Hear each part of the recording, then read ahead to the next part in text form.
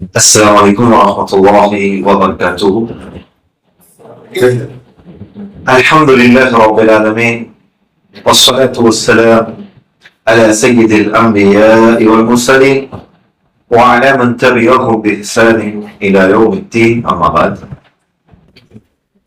عن أبي هريرة رضي الله تعالى عنه عن النبي صلى الله عليه وسلم قال: من قام ليلة القدر إيمانا واحتسابا غفر له ما تقدم من ذنبه.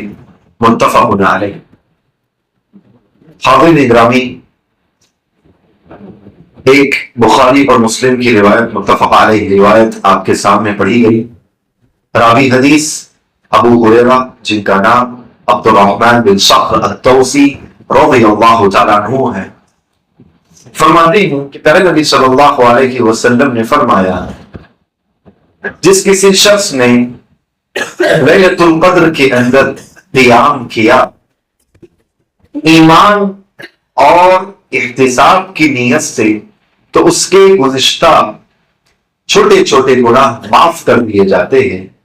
یہ بخاری اور مسلم کی روایت ہے. اس کے اندر دو لفظ آئے، ایک ایمان اور ایک احتساب. ایمان کا مطلب یہ ہے کہ وہ یقین رکھے اللہ تبارک و تعالیٰ سے جو ملنے والا اجر و ثواب ہے اس کا یقین رکھے، اس کے بعد عبادت کرے. اور دوسری چیز احتساب.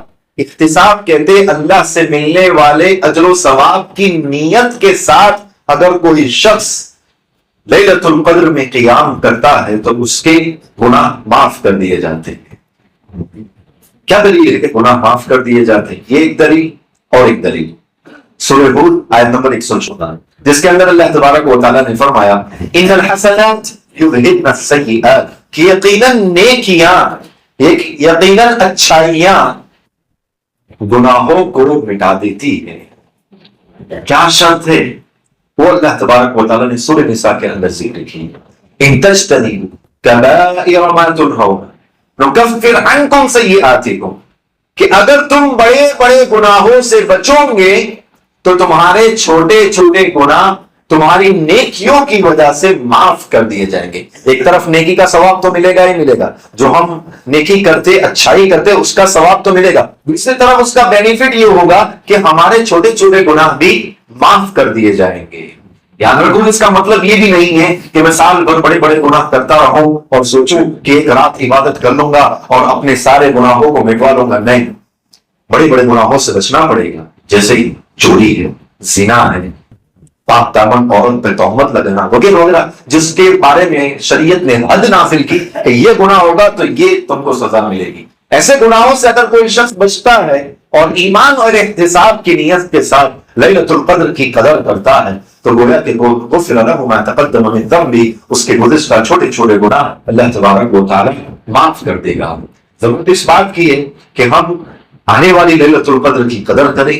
یہ ہزاروں مہینوں سے بہتر ہے. اس کے اندر دیکھا یہ جاتا ہے کہ کچھ لڑکے اپنی بائک وغیرہ لے کر فلاں ایریا کے اندر جاتے، کتوں کے ساتھ کھلواڑ کرنا، کتوں سے کھیلنا، کتے کو چھیڑنا، اور اسی طرح فل ریکٹ میں اپنی پوری رات یہ کرتے. اب تو اچھے اچھے روڈ بن کے اس کے اوپر کرکٹ کھیلنا اس طرح سے. اور عورتیں ہو تو پوری وغیرہ جو بھی بنانے کی ڈشز ہوتی ہے وہ ساری بنانے میں مشغول رہتی ہے. نہیں اللہ کے بندوں اور اللہ کی بندیوں، یہ ہمارا عمل نہیں ہے کہ ہم جس رات اللہ تبارک و تعالیٰ دینے کے لیے بیٹھا ہوتا ہے اس رات ہم اور آپ اپنی عیاشی اور اپنی مزے کے اندر ہم اور آپ رہتے. اس طرح سے نہیں ہونا چاہیے. یہ ہمارا مسلمان کا عمل نہیں ہے. یہ کہ اللہ جب دینے بیٹھا ہے، ہمارا خالق کہتا ہے لو، لیکن ہم غافل ہیں. ہمارا خالق کہتا ہے تمہاری مغفرت کروانا ہے، آ جاؤ مغفرت کروا لو، لیکن ہم ہیں کہ ہم اپنے اپنے مزے میں مست رہتے. تو ایسا بالکل نہیں ہونا چاہیے کہ یہ رات کوئی ڈش بنانے کے لیے کوئی خاص نہیں ہے. یہ رات عیاشی اور کھیل کود کی رات نہیں ہے. یہ رات گھومنے پھرنے کی رات نہیں ہے. یہ رات عبادت کی رات ہے. اس کے اندر عبادت کر کے اپنے گناہوں، دیکھیں انسان ہم سے گناہ ہو ہی جاتے، جانے انجانے میں ہم سے گناہ ہو ہی جاتے ہیں. لہٰذا ضرورت اس بات کی ہے کہ آنے والی رات کی لیلۃ القدر کی قدر کرے اور تمام راتوں کے اندر اللہ تبارک و تعالیٰ کی زیادہ سے زیادہ عبادت کرنے کی کوشش کریں. دعا ہے اللہ تبارک و تعالیٰ سے کہ الہ العالمین ہم تمام کو اس رات کی قدر کرنے اور تیری زیادہ سے زیادہ عبادت کرنے کی توفیق عطا فرما. آمین. وآخر دعوانا الحمد للہ رب العالمین. والسلام علیکم ورحمۃ اللہ وبرکاتہ.